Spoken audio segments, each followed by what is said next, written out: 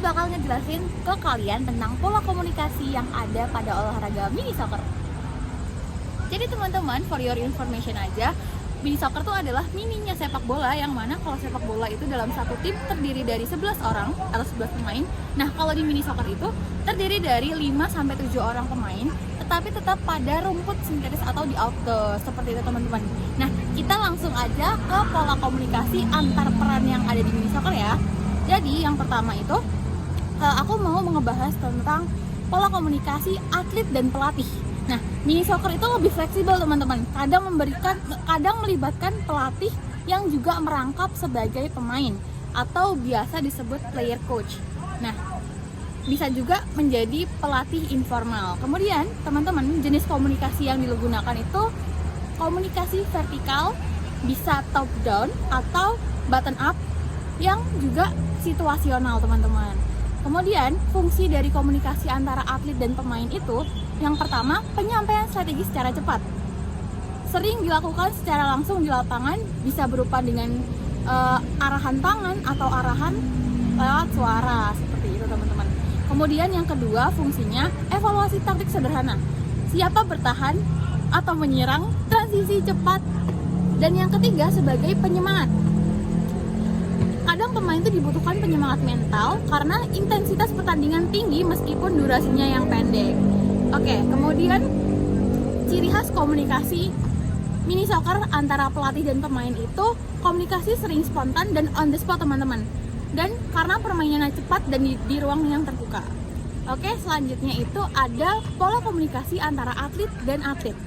Yang pertama, jenis komunikasinya itu horizontal, jadi kayak sesama pemain aja teman-teman. Dan kebanyakan juga non-verbal sih, jadi nggak yang harus melulu saklek gitu, tapi kita situasional. Kemudian fungsinya itu adalah koordinasi posisi, yang mana bisa switching role cepat antara menyerang atau bertahan gitu teman-teman. Dan mereka tuh juga ada fungsinya sebagai saling dukung atau mengisi ruang. Jadi kalau misal ada tiba-tiba taktik arahan atau dari pemain, dari pelatih, para pemain itu segera mengkomunikasikan secara horizontal, secara tepat kayak, ih kamu di sana, kamu di sini, seperti itu teman-teman. Kemudian kita juga ada fungsi sebagai panggilan kode atau kata sandi di lapangan seperti cover, kemudian press dan lain sebagainya. Nah, ciri khasnya di sini itu banyak komunikasi nonverbal seperti gestur tangan, kemudian kontak mata atau kode suara singkat yang lebih dominan karena mereka lebih banyak bergeraknya ya teman-teman.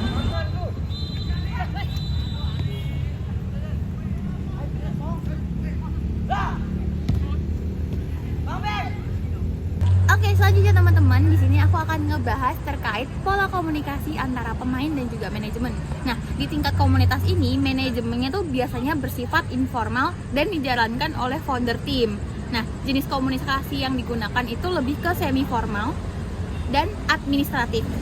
Fungsinya yang pertama itu untuk koordinasi teman-teman, baik secara untuk latihan, untuk match, untuk iuran, atau untuk sponsor. Nah, di sini tuh juga fungsinya tuh sebagai penanganan logistik, seperti adanya pengadaan jersey, kemudian pengadaan lapangan ataupun transportasi dalam tim.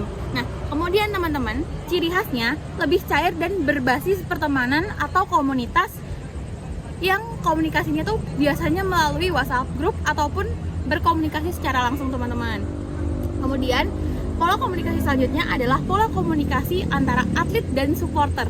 Nah, kalau di mini soccer teman-teman biasanya tidak punya supporter yang sebanyak klub sepak bola atau lain sebagainya, karena di sini tuh hanya sebagai permainan atau olahraga kecil teman-teman. Tapi tetap ada bentuk dukungan. Nah, jenis komunikasinya tuh tidak langsung dan lebih interpersonal dan juga dari komunitas. Nah, fungsinya teman-teman untuk memberikan semangat terutama saat turnamen antar komunitas. Kemudian ciri khasnya itu dukungan lebih ke emosional dan personal, kayak ayo bro, gasin bro, gacor, gas bro. Nah, kayak gitu teman-teman. Nah, biasanya juga tuh dukungan-dukungan itu juga sering muncul pada sosial media teman-teman.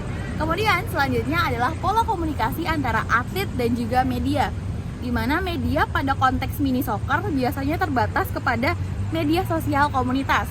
Nah, selanjutnya teman-teman, jenis komunikasi yang digunakan itu representatif dan promosi teman-teman. Fungsinya untuk publikasi hasil pertandingan dan pencapaian tim, kemudian juga branding tim atau komunitas melalui reels, highlight, foto jersey, behind the scene ataupun sebagainya teman-teman. Nah, ciri khasnya itu admin sosial media sering merangkap sebagai pemain dan komunikasi lebih kreatif, personal dan menghibur teman-teman.